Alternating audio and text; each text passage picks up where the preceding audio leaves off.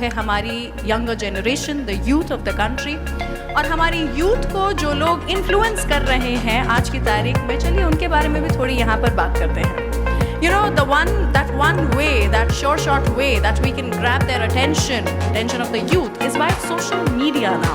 और आज की तारीख में वही अपील जो कि यंगर ऑडियंस तक पहुंचा रहे हैं अपनी पॉपुलैरिटी के साथ में जो हैं, उनका नाम है खान सर, जो कि आज हमारे साथ में यहाँ पर आए हुए हैं।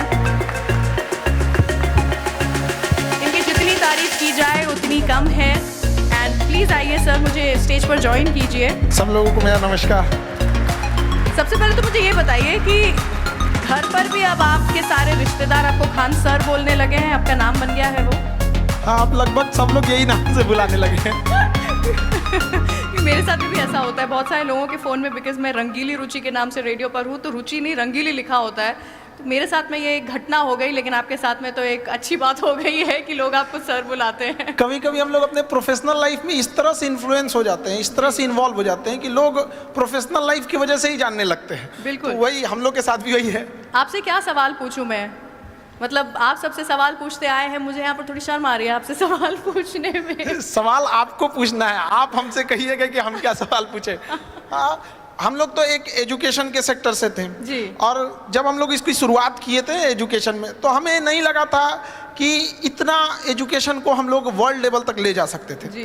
कहीं ना कहीं हमें भी इस चीज़ का दुख लगता था कि हमारी जो भारत का कल्चर था, हमारी जो संस्कृति थी, हमें विश्व गुरु कहा जाता था। दुनिया से लोग हमारे यहाँ पढ़ने आया करते थे। आज भारत से लोग जा रहे हैं।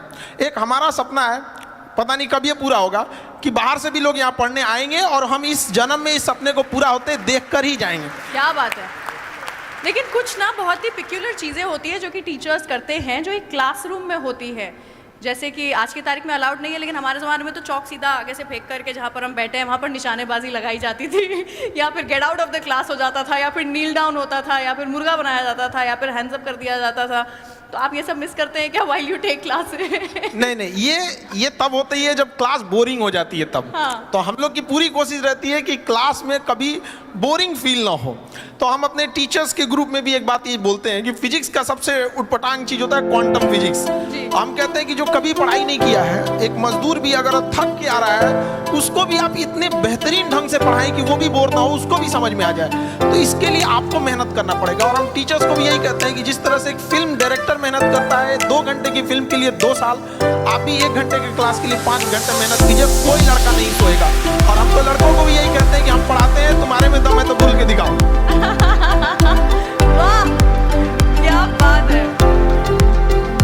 तो मैं आपसे जानना चाहूंगी कि YouTube, जिसके जरिए आप actually millions and millions of students तक पहुंच पा रहे हैं, YouTube एक शिक्षा का माध्यम इन इंडिया, ये जो एक टॉपिक है, इसको अगर आप थोड़ा सा इलैबोरेट कर पाएंगे, so that people also know, जो कि आज तक शायद आपकी क्लासरूम का हिस्सा नहीं बन पाए, उन्हें पता चले कि क्या किस लेवल का इम्पैक्ट है जो कि आपने भारत में जो विद्यार्थी हैं उनके ऊपर बनाया है। YouTube एक शिक्षा का माध्यम। देखिए, पहले एजुकेशन, अभी क्या हो गया, एजुकेशन एडटेक हो चुका है। Edtech in the sense education के साथ साथ आपको टेक्नोलॉजी को भी लाना पड़ेगा। अब शुरुआत में हम लोग भी इसको एडॉप्ट नहीं कर पाए थे। 2019 के टाइम पे जब हमें कहा गया कि अब थोड़ा सा ऑनलाइन बताया जाए, तो चूंकि हमारे पास पटना में हम एक सेंट्रिक थे, वहाँ पे सबसे बड़ा क्लासरूम था, तो हमें लगता था कि लड़कों को हम यही पढ़ा रहे हैं। लेकिन उस समय जिन लड़कों को जगह नहीं मिलती थी तो कुछ खड़े रहते थे, जिन्हें नहीं मिल पाती थी वो घर लौटते थे। बाद में जब कोरोना आया तो मजबूरी में हमको आना पड़ा यहाँ पर, और कोई रास्ता ही नहीं बचा वहाँ पे। तो हम तो जैसे पहले पढ़ाते थे वैसे अभी भी पढ़ाते हैं, लेकिन पहले क्या था, एक क्लासरूम तक लिमिटेड थे, और अभी क्या है, यूट्यूब के माध्यम से हर जगह कोई भी देख सकता है। तो इससे कई फायदे भी हुए हैं और कई नुकसान भी, मतलब फायदे ज़्यादा हैं। अब जो पढ़ने वाला है वो डिस्ट्रैक्शन से कैसे बचता है, इससे ज़्यादा फायदा स्टूडेंट्स को है।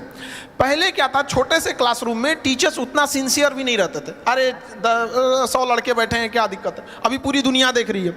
और यही नहीं, जिंदगी भर वही रहेगा यहाँ पे। अगर कुछ भी अगर गड़बड़ निकला तो फिर तो पूरी व्यवस्था कर देगा।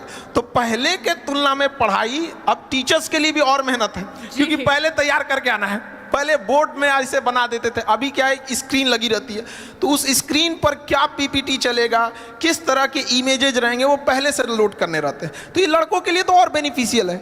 और यूट्यूब की एक खराबी है एजुकेशन के खास करके, यहाँ की सर्वाइवल ऑफ द बेस्ट होगा यहाँ पे, जी। क्योंकि यहाँ ऑप्शन सबके पास है, कोई भी देख सकता है, कंपेयर कर सकता है किसी और से। तो जब तक हम यूनिक नहीं देंगे, सबसे बेस्ट नहीं देंगे, तब तक वो चीज़ें लड़कों को अच्छी नहीं लगेगी। और हमारी भी कोशिश यही रहती है कि कोई भी टॉपिक पे अगर कोई क्लास हमारा देख रहा है, जैसे लेट सपोज अभी यूक्रेन और ये रसिया चल रहा है यहाँ पे, तो हमारी कोशिश ये रहती है कि उस क्लास को देखने के बाद उसके पास कोई डाउट ना रहे। इट मीन्स कि उस एक बार लेक्चर देख लिया तो उसका पूरा का पूरा सिस्टम पूरी समझ में आ जाना चाहिए। तो यूट्यूब भी एक अच्छा माध्यम है। इसकी एक और सबसे बड़ी खासियत ये है कि सारे लड़कों को शहर में बड़े सेंटर्स पे पैसे की कमी से नहीं बुला के पढ़ाया जा सकता। आज भी गरीबी की वजह से पढ़ाई छूट रही थी।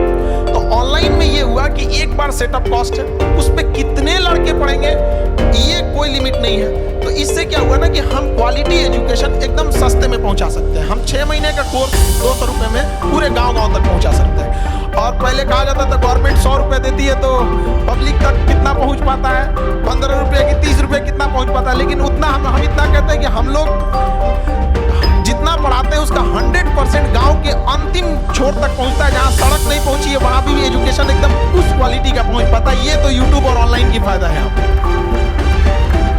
क्या बात है। ये तो वैसे मेरे सवाल थे, लेकिन वो क्या है, कोई ऐसा मैसेज जो कि आप देना चाहते हैं यहाँ पर आज इस मंच पर लोगों को बताना चाहते हैं, प्लीज।